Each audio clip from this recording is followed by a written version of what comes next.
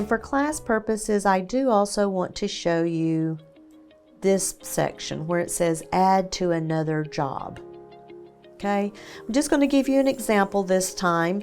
I'm sure you wouldn't be using this sealant with your shocks, but let's pretend for this example that we need this sealant for both the skylight repair and the shocks repair.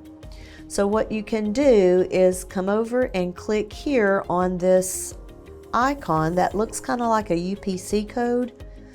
When you click here, it's going to open up a new line with that specific part, and you can now come in, assign this as part of the warranty. This is going on to job number 2. And then if you need to change the quantity here, you can do so.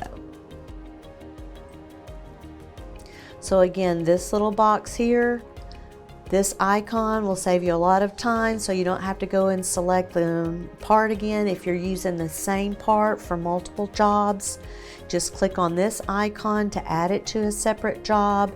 Just always remember you want to come in and choose the service item job that this is going to.